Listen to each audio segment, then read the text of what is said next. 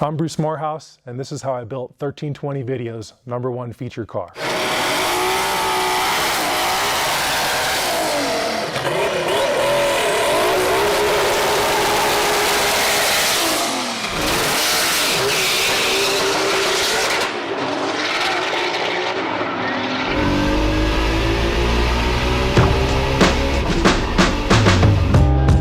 I got into Volkswagens. My first car was a 1982 VW Rabbit. And I didn't buy it because it was fast, because it was quick or anything. I got it because you could fit two 15-inch kicker subwoofers in the hatch. So that started my VW journey. It wasn't until after high school to where I got into souping them up and making them fast. A friend of mine had a 16-valve Jetta, and it wound up being crashed. And the 16-valve Jettas and GTIs, they were really fast. Like they had 140 horsepower, which was pretty good for back in the day, for those cars. So what I did is I bought that wrecked Jetta, and I took the 16-valve motor out of that and I put it into my 1982 Rabbit. So that was pretty cool for back in the day, to take a Rabbit and put the 16-valve motor in it, because those were in the Mark IIs. The Mark Is didn't have the 16-valve available. So I took the speakers out of the Rabbit, you put the 16-valve motor in there. So now I had a 135 horsepower, stock engine in a 1,700-pound car.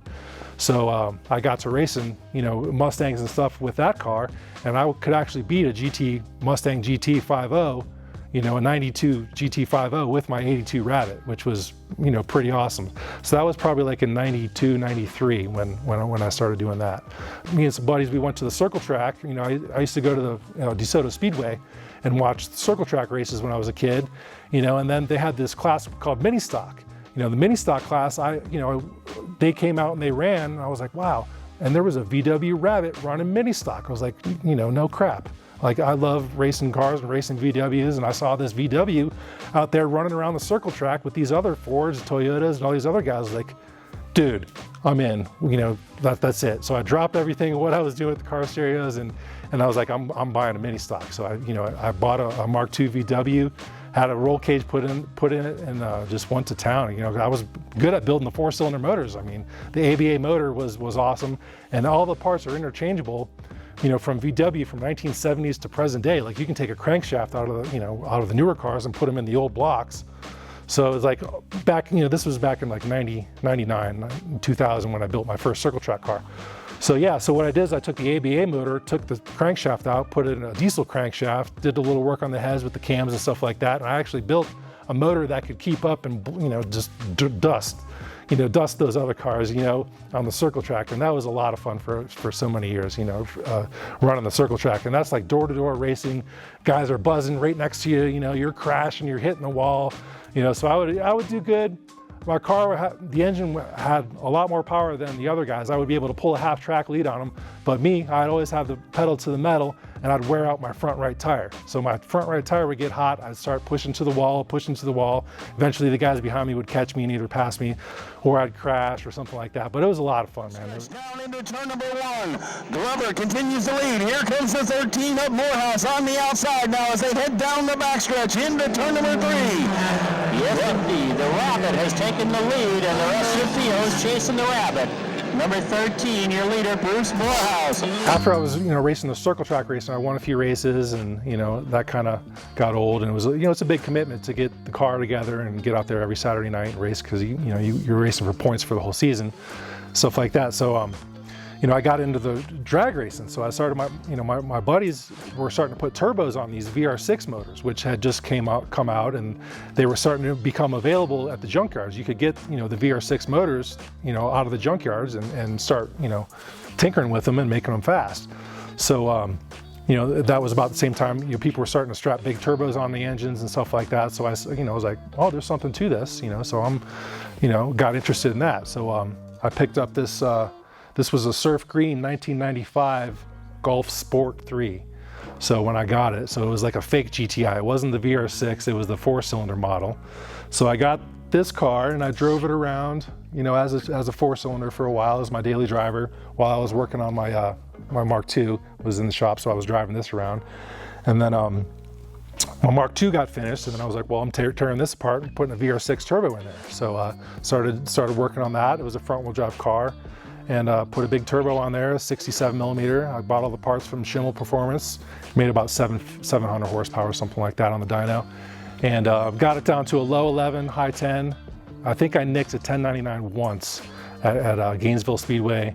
And then, that was it. I started breaking the drive shaft, started breaking the gearbox, all that stuff started breaking. So I just kind of put the car away. It was a 10-second, not low, it was fast car for a front wheel drive car at that time. So kind of got bored with it. It kept breaking stuff. So I just put it away in storage, gave up on it. And then I moved from Florida out to Colorado out here, started, working, doing construction and stuff out here. And then got the itch back to pull the car out and do something different, So I was, Texas 2K was going on, and they were racing, and racing was coming back big. 1320 had come out and exploded on the scene with all their videos and stuff like that. So I got, reignited the passion, to build a fast car, and I did not want to do a front wheel drive car. I wanted to do something else. So I got an R32, and I was going to pull all the R32 4Motion parts out and put it into this car. That was the plan at first, and then I also had the idea of a twin engine car because I would see the Big Dubs car, and I saw there was another guy building a Polo with 2 VR6 engines in it, and he was shifting the car through the cables and stuff like that. I was like, and at the time the 4Motion all-wheel drive system, they would break too. There's no sense in having a 1,000 horsepower engine if you can't keep it together. So I was like, well, how can I do that and not be an all-wheel drive car, have two 700 horsepower engines with 2 gearboxes to split the load between the two. So that was my concept, to build a twin engine car. I approached the local hot rod shop here I found in Denver, Hanksville Hot Rods, about my idea. And he got on board. He was like, oh yeah, we can do that.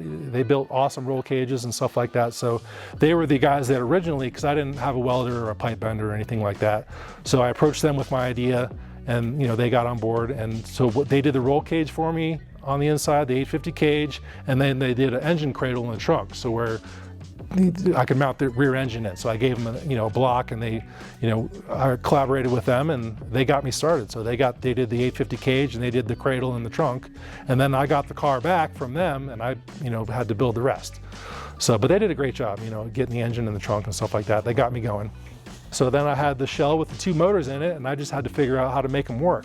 So work together, and the engines had 2 of everything: 2 intercoolers, 2 cooling systems, 2 radiators, 2 water pumps, 2 pumps for the cooling systems, and I managed to cram all that into this little car up in the front. I had the pumps up front hidden in the bumper. Had the whole front bumper was actually built as a water tank. I built out of aluminum, so I built a water tank that fits inside the bumper to hold the ice water, for the intercoolers and stuff like that. In order to shift them both, SQS made this sequential shifter, which converted a cable shifted H pattern into a sequential shifting gearbox. So you just have to pull the handle back and it'll go 1, 2, 3, 4, shift the gears. It would just go forward and backward. I was like, well, if I take 2 of those, put them side by side, I can shift the front one, shift the rear one, and then lock them together in first and then shift them both at the same time. That's what I did, and it worked. And then to start off, it was really difficult to get the throttles to match up. So I had 2 cable gas, or I had one gas pedal with 2 cables coming off it working both throttle bodies.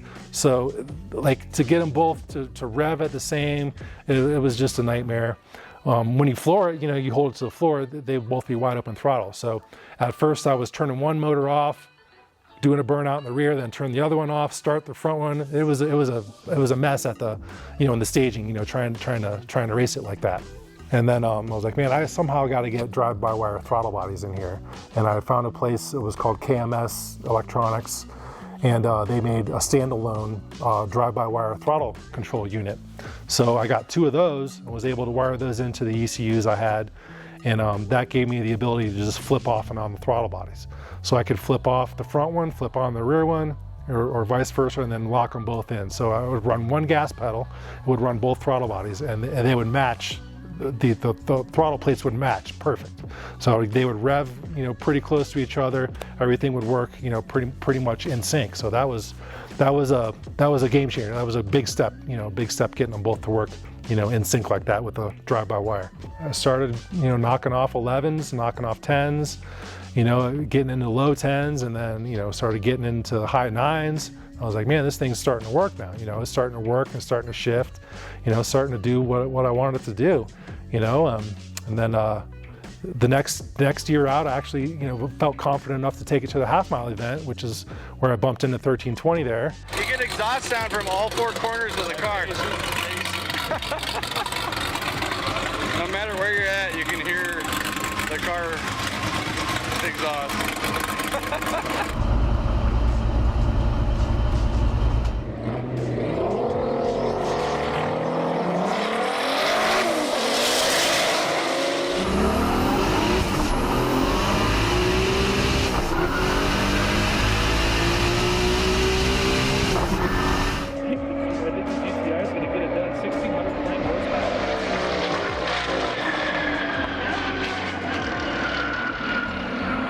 Yeah, it was doing well there. I think I ran 187 or something in the half mile, and yeah, car was shifting. It was driving pretty good, and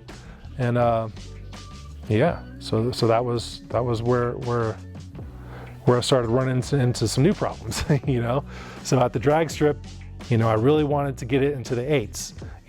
I couldn't get it. I'd get to like a 950, 940s. And I really wanted an 8-second car, which was my goal, to get it into the 8-second range. So, I was having trouble with the shifters. When you're pulling on that sequential shifter, sometimes it would lock up, sometimes it wouldn't shift. Like one gearbox would shift, one gearbox wouldn't shift. So that was kind of a nightmare. I was bending the shifting forks inside the VW transmission. I was bending the gear selectors in there. They would bend out of shape. It takes so much on a dog box that had dog gears in there, where it's clutchless shifting. So it takes a lot of force to pull that out of gear and actually go into the second gear. Even though you're cutting torque from the motor, it takes a lot of force, and that amount of force, just bends stuff inside the gearbox. The sequential shifter wasn't really sequential. It was just like a cheap, not a cheap, but like a conversion, a copy. To change an H pattern to a sequential, it's not really a sequential. So there's problems in that, running the cables, and getting it to shift correct. I came across this company which was Touch Gearboxes, which came out with a gearbox which was a full sequential gearbox, which actually had an F1 style tumbler on the inside of the gearbox, which was a sequential shifting gearbox, which actually is what they use in the rally cars. So it actually was a sequential shifter, and there's just a rod that shifts the gearbox, with one pull forward or one pull backwards. So that tumbler on the inside would actually shift the forks, sequentially, and there was no cables, there was no a selector moving from gear 1 to gear 2, gear 3, gear 4. Put them in there, and I was like, man, this thing shifts like a dream now. Like holy cow! Like I didn't have to lock the two together to get them both to shift. I didn't, the levers, I put them close together. I just grab them both and shift them both. And they had built-in strain gauges on the shifters. So they had the strain gauges on the shifters. So as soon as I pulled back, that force would cut the torque to the engines, let them shift, and they would shift pretty much, shift every time.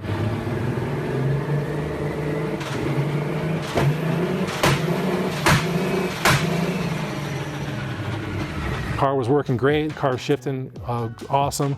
I actually squeezed off an 8-second pass and got it into the 8s with these new gearboxes. So I was like, man, that's awesome. And I was like, man, if I could get some sort of traction control for the front engine, that would really, take this car to the next level. Because when I do a launch, the weight shifts from front to rear, and then all the weight comes off the front wheels, and they just go to instant burnout, instant redline. So first gear, instant redline, it's just smoking the tires. Second gear, instant redline. And then finally in third gear, I'm able to actually put some power down on the front wheels. And then, they would get some traction. And then fourth gear, then they wouldn't slip at all. So I was like, man, there's got to be, I got to get some kind of way where to keep the front wheels in check with the rear wheels, for the first first couple gears. Fuel Tech came out with the new FT600s. They have everything built in that I need. They have the drive-by-wire throttle bodies. They have traction control, which I put wheel speed sensors on the front and rear. I set the front wheels to spin at 10% faster than the rear. So I always had traction in the rear. I didn't really get loose in the rear. The fronts would always spin all the way down the track. I have a log one time. I did like a 200-mile-an-hour burnout. Like I was going 180, my front wheels are going 200 miles an hour through the traps. I'm looking at the wheel speed. I was like, man, I just did a 200-mile-an-hour burnout. I got the log. I'm looking. I was like, my front wheels are going 200. I was going 185. I was like, there's got to be a way to, fix that. And then I took, the old ECUs out and I swapped over to Fuel Tech. And that was another big game changer for me, the transmissions, and then switching to these new ECUs. Got into the 8s, I was making 8s, was no problem. And then I started getting down the 8.2s, 8.1s, and then I would squeeze off an 8.0 at Bandimere at 188 miles an hour. I was like, holy crap, this thing's getting fast. Took it to TX2K, then I was actually felt confident enough to actually bring it to that race. I was like, man, you kidding me? I get to race with these guys in my Rabbit, only VW to race, race at that race, and qualify. And well, first year I didn't qualify. I broke. What broke? Oh, I snapped the input shaft. The second TX2K, I couldn't get it to shift out of first gear. So I was grabbing the shifter, and the amount of force it takes to get the front motor out of first gear was, on that track, it was so sticky. I just would launch the car would launch hard, I'd grab it, I couldn't get it to shift out of second. It would work in the lot, it would work at Bandimere, I couldn't get it to work at TX2K. So that was my second TX2K. So I'm looking at, different options, and the F1 cars are shifting with an air solenoid, an air shifter. So the way that they shift off the paddle, it hits the air solenoid and it shifts the car. I was like, well, how can I make that work on both my engines, and shift them both to where I don't have to do anything? So I was like, well, I, looked at how they were shifting motorcycles, how they were shifting F1 cars and stuff like that. And I came up with my own plan to shift it like an air shifter. So, and Fuel Tech came out with an update, gear control management, which actually would shift the car like an automatic. I was like, man, I'm putting all this together. I was like, man, I got online, went to, it was a Granger or somebody, and ordered like 5 different sizes of air cylinders, got a small CO2 tank and some solenoids, and wired it into the Fuel Tech software. And I was like, it works. I was like, holy crap, this thing's gonna shift like an automatic, for me. All I have to do is let go of the button, dump the clutches, and then steer, and then Fuel Tech's gonna nail my shift points every single time. I got that working, and then I brought it back to TX2K my third year with the air shifter system, squeeze off the first 7-second pass ever in a VW Golf. So I think there's one other guy, but I was the first one to run a 7s in a VW Golf.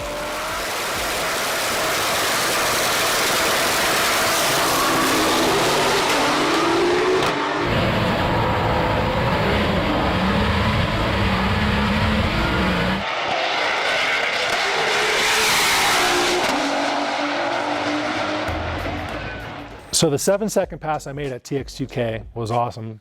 The motors held together, but I was running into problems, trying to repeat that. I would blow the head gaskets.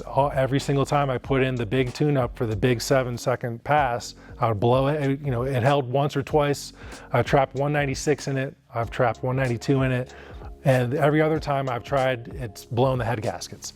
So new for this year, what I've done is I've got fire rings in there. So that's actually, you cut a ring into the block, into the cylinder head, and you put a fire ring in there. And that should hold the boost. That's what the 2JZ cars are doing. The big power Hondas, everyone's running the fire rings now. I'm thinking it's gonna hold the power, hold the boost, get me into the 7s repeatedly. You can't just make a 7-second pass once and be done. You have to do it, qualify. You have to, go rounds. You have to be able to do it all day long. So, so far it's just been one and done, but hopefully this year I'll be able to, hold that power in the engines multiple times and make it through an event and make, multiple 7-second passes. What else is new for this year is the new rear suspension. A lot of trouble what I was having with having a front wheel drive Volkswagen 1990 suspension in the rear of my car. So that's all it was the front subframe and the control arms, and I would just have the control arm locked with a, an adjustable control arm so I can set the toe, and it was just locked. So when you put that much 1,000 horsepower torque into a front wheel drive suspension in the rear, the toe changed, the camber changed. Like you look at some of the slow motion videos, like the toe would change like an inch, like on shifts, like ridiculous. It would throw me left, it would throw me right. So, I'm looking at all these, suspension systems and trying to come up with a plan. Like, how can I change the suspension in the rear so where I can keep the car straight and, have it drive better? I'm looking at the Granis setup for the Supras, how they're doing the IRS. I'm looking at the Mustangs, how they're doing their IRS. And I have all this stuck in my head about IRS suspension. And then I stumbled on the 4-link setup. I didn't know what a 4-link was 2 years ago or how it was set up or anything like that. I'm looking at it, looking at the geometry. I started reading on 4-links. I bought the book, Jerry Bickle's book on 4-links, Tin Soldier race cars, how they're doing their low prep brackets for the setups. And I'm looking at the design on the 4-link. It's like, man, how can I make this work in my Volkswagen? So I was like, man, there's got to be a way. So what I came up with is I bought Tin Soldier race cars, low prep brackets, and everything set up to build a 4-link. I chopped all those up and I built 2 separate 4-links, one for each wheel. So each one works independent of each other, and it has all the adjustability, all of the instant centers movement of a 4-link, but it's just 2 of them, one on each side. And I have a giant, not giant, but big for a Volkswagen, I have like an 1.5 inch sway bar, which links them both together. So if you jack up one side, the other side jacks up. So it locks both wheels together, both suspensions together. So I have 2 independent 4-link adjustable suspensions in the rear of the car. So that's new for this year. Brought it to Texas to test it. I was on a pass, like I had the hit in there, to get probably my best 60 foot ever, but the differential split in half. I got that fixed. What I did was I took the differential, I got some new parts, and I welded the rear diff. So it's actually not solid rear axle, but it's locked. So there's no differential in there. All the spider gears are all welded together. So I got that fixed, and I'm going to be testing that this year as we speak. So I think that new suspension is going to definitely keeps the wheel straight, keeps the camber straight. It doesn't change.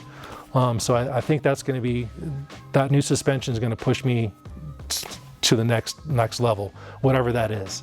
I know I can trap 200 with the power that I have, and I'm pretty sure I can get a 495 on the 8th with the new suspension. So hopefully this year I can put all that together and make that work. Okay, current setup on the car, the engines. I got 2.9 liters VR6 motors. I got 80 millimeter turbos on it right now. The rear engine, actually, I have an 88 millimeter turbo that I can run when I can get the power to hold, the head gaskets to hold. Each motor makes about 1,000 horsepower to the wheels. The rear motor, I can get to, I've dynoed it at 1,300, but I haven't been able to keep it together. It always blows out whenever I put that 1,300 horsepower tune-up.